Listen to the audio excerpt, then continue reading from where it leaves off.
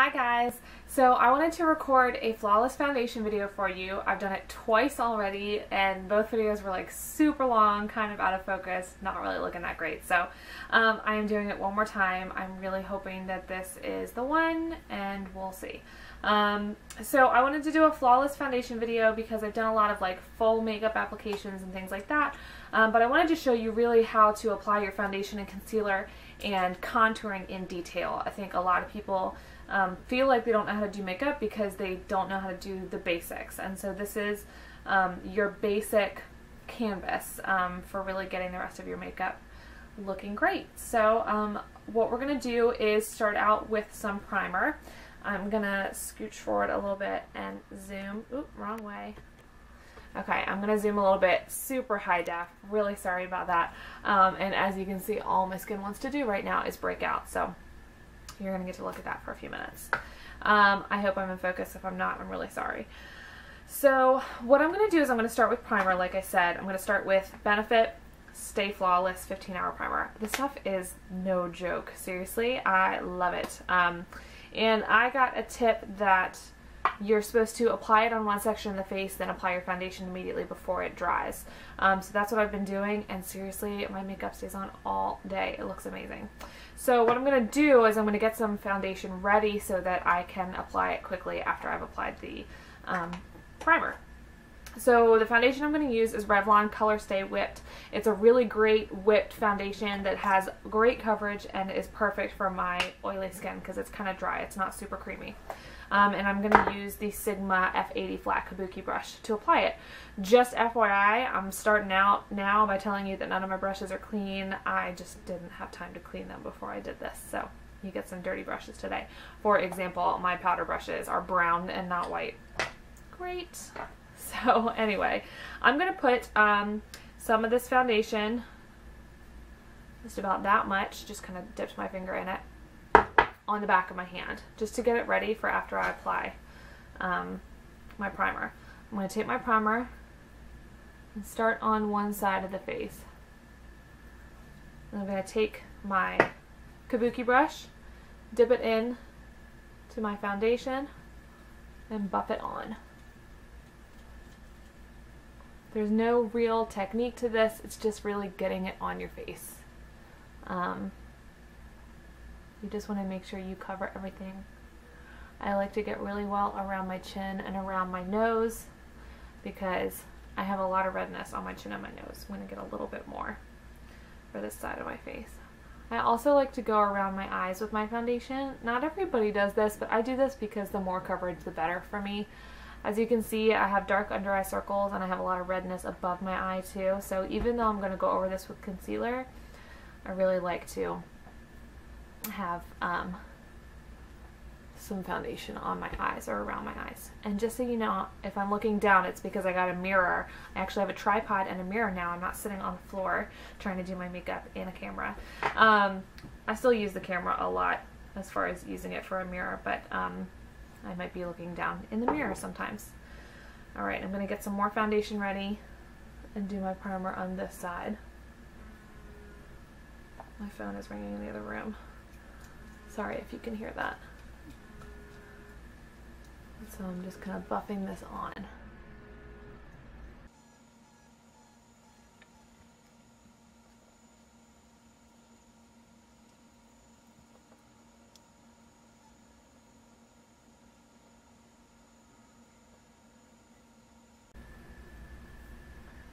Okay, as you can see, I'm super thorough about applying my foundation. And I always like to make sure I carry it down my neck because you really don't want a line anywhere in this area where your foundation stopped. It's just not very attractive. Make sure you go all the way back here and just really get it in, rub it in with your brush. Okay, so that is your foundation application. Really, you can use any kind of foundation that you want, any coverage that you like. If you like sheer coverage, if you like medium coverage, full coverage. If you're going for the flawless face look, you're really going to want like full coverage. This is probably more like medium coverage. But next up, I'm going to go with concealer. So what I use is Covergirl and Olay Simply Ageless Concealer. I really love this concealer. It's a great consistency, it's moisturizing for my eyes, and it's just, I really like the coverage. So I'm going to use my beauty blender, my dirty beauty blender, to apply it. And what I like to do is I like to take my beauty blender and dip it in, maybe twist it a little bit, and then just dot it. You may notice that my beauty blender is a lot bigger than yours, maybe if you have one, and that is because it is damp. What I do is I hold it under, it's raining outside, I hold it under the faucet and I let water run over it and I squeeze it and squeeze it until it's as big as I can get it. And then I squeeze it with a towel to get the last little bit of moisture out so it's just damp and not wet. And I just find that I get a really, really good finish that way. Oh, it's really starting to rain. You might even be able to hear it. So I'm just dotting it around my eyes. What I like to do is I like to dot it underneath my eyes and down the side of my nose, around my nose, because like I said, I get red. Or maybe I didn't say that, I'm not sure. I get red around my nose because women hormonally get red in that area. See, I've watched my other two videos that I made so many times, I'm not even sure what I've already said in this one. Women get hormonally red around their nose, so I am kind of a stickler about getting it around my nose. And I'm going to go to the other eye. If you don't have a beauty blender, which you may not because it's a $20 sponge, and I don't blame you if you're not willing to spend the money on it, you can apply your concealer with your finger if you want to, or with a brush. What I was doing before I had the beauty blender was I was using a brush to apply it in a triangle shape from this corner down the side of my nose and up to this corner. And I'd fill that in with concealer, then I'd use my finger to tap it and blend it like that. Don't rub, because you're going to rub it off or rub it into your finger. You're going to move the concealer when you've just placed it exactly where you want it. So you always want to tap, and that's why I'm not rubbing with my beauty blender either. Sometimes it can be tough to get that inner corner. I look the opposite direction. How's that looking? Getting there? Yeah? Alright. So now I'm going to make sure that I've also got redness on my chin. I'm going to cover that up. Oop. I'm going to cover that up as well. I do have some spots from breaking out, like I said. So I will probably go back with a different concealer for that. I'm not going to right now. Well, maybe I will. I've got it. Might as well. I'm going to use Revlon Colorstay Blemish Concealer, which has some blemish medicine in it, which is always helpful. And I'm just going to put a little bit of concealer on my spots. And I'm going to use my beauty blender again to tap that concealer in. I don't want to rub. Same reason you don't want to rub under your eyes. You want that concealer to be where you put it. You just want to blend it. That's your main goal with the beauty blender, which is why it's called the beauty blender. And make sure you blend it in really well. It's weird looking back and forth from the camera to the mirror because it looks very different. So I hope this looks okay to you. Alright, so that is your concealer and your foundation. That's your basic canvas, and you can stop there if you want to. Don't stop your face there because you're going to look like a ghost, but like, you don't have to do contouring if you don't really want to. I'm going to do contouring because I'm going to show you how to get a flawless face. So what you're going to want to do before you move on is you're going to want to set your makeup with a powder. This is especially true if you have oily skin because it can kind of melt off or melt into your face. Or move around in ways that you don't want it to. So what you want is a powder to set your makeup. You can use a translucent powder if you want to, meaning it doesn't have any color, or you can use a colored powder to add a little more coverage, which I like to do. I use MAC Mineralize Skinfinish powder, and it's in shade medium, which is a little bit darker than my skin tone, which really kind of warms up this ashy, cakey foundation that I just put on. I naturally have pale skin, so I've got foundation that matches my skin, but I want to warm it up a little bit. So I'm going to use my e.l.f. Stipple Brush to apply my MAC Mineralize Skinfinish powder, and I'm just going to swirl, tap it so I don't have a ton on there, and just swirl it all over my face. And the reason that I use a stipple brush is because it doesn't cake on the powder. It applies it pretty lightly, or you can build it if you want to. the top layer of bristles picks up a little bit and the underneath layer of bristles picks up a little bit more. So if I kind of keep swirling like this, the application will get heavier, which you may want if you want more coverage. I actually really like the coverage that I get from this, and sometimes on the weekends in the summer I wear concealer and then this on my face. I say that as if I've had this for a long time. I've had this for like 2 weeks, but I really like it so far. I think it's great coverage. And it looks like I'm putting a lot on, but really I'm just blending it well, making sure that I get every part of my face, especially around my eyes, because that is going to move and I don't want it to. I want to make sure that I stay concealed throughout the day. Alright, so next up is bronzing and blush. I'm going to use a duo powder. I'm going to use a NARS set, which has Laguna bronzer and Deep Throat blush in it. Gotta love those NARS blush names. Deep Throat, Orgasm, G-Spot. I think those are the only 3 I know. This is what it looks like. I really like this light bronzer. It's not super dark, so it doesn't look, you know, unnatural, and it's not shimmery. It's got a tiny, tiny little bit of shimmer. It's not completely matte, but it's not a ton of shimmer. And then I really like this kind of pinky corally blush. So I'm going to start with the Sigma Duo Fibre Powder Blush Brush. This is going to be Duo Fibre like the Stipple Brush was, the e.l.f. Stipple Brush that I just used, except it's just dome shaped instead of being flat like the other one.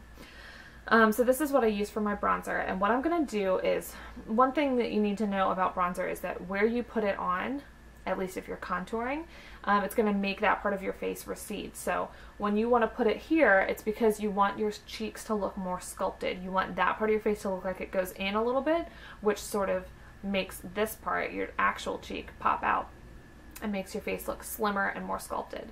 A lot of people also put it up here, which I'm going to do. This helps to narrow your forehead if you have a wide forehead. If you have a small forehead, don't shade up here. You don't want to contour up in these corners because it's going to make your forehead look even smaller. Sometimes people will shade on either side of their nose, and that will help slim their nose. I'm not going to do that because I feel like my nose is kind of pointy anyway. And then a lot of times, if you have kind of a long chin, you might want to put a little bit of contouring right here to sort of help that recede a little bit.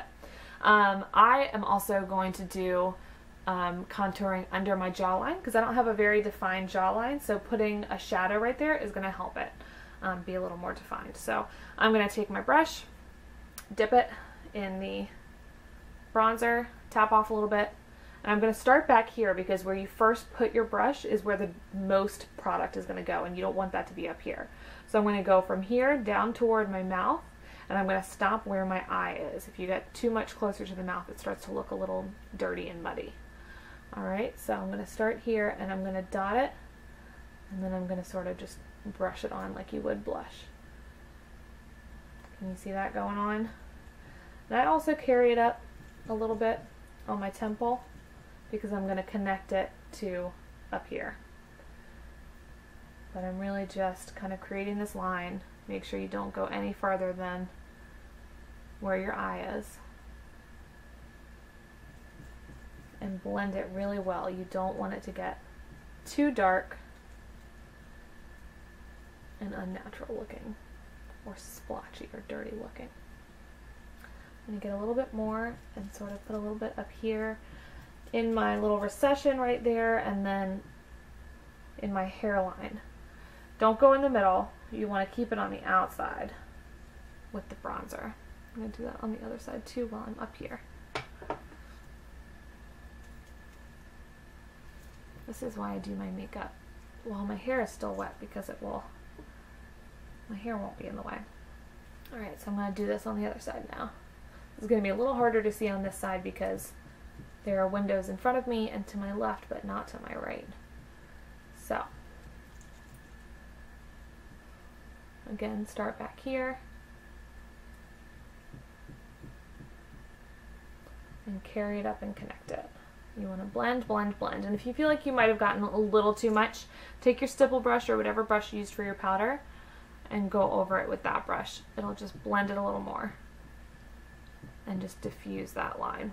You might want to do that anyway, just to make sure, just to be safe. Alright, so that is your contouring on your cheeks and up around your forehead. And like I said, I'm also going to do some under this line, carry it down onto your neck so that it doesn't look super unnatural. You don't want a line of makeup under your chin, because believe me, even though you can't see it in the mirror, other people can see it.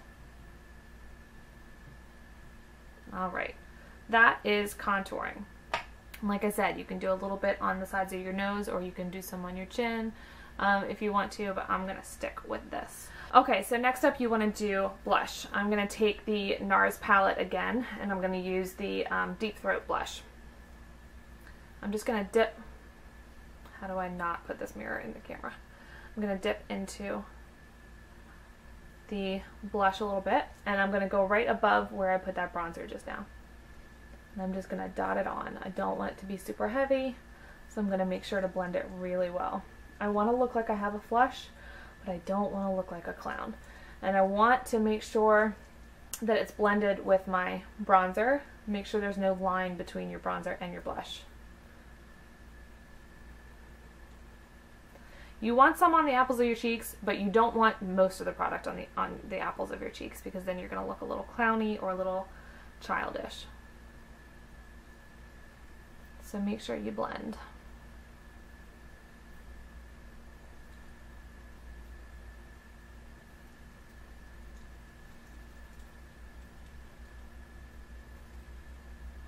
Alright, that's your blush. It's that simple. This is probably the one thing that you already know how to do. So that goes right above where you've just contoured your cheeks. Last up is highlighter. There are a lot of different places that highlighter can go. Here's why I don't put them in all of those places. I have oily skin, and highlighter, when done in your T-zone, can make you look a little shinier. That's good for some people. It gives them a glow that they don't naturally have, but because I'm oily and I get oily after a couple of hours, I kind of get that glow naturally, and I don't want to enhance it by putting highlighter on. So while some people will put highlighter on the tops of their cheeks, under their eyebrow, above their eyebrow, down the center of their nose, or the center of their forehead, or right on their chin, or right above their lip, all of that, anything in here is going to make me look greasy, and I don't want to do that. So what I'm going to do instead is just put it right on the tops of my cheekbones out here, and that's just going to give me a pretty glow.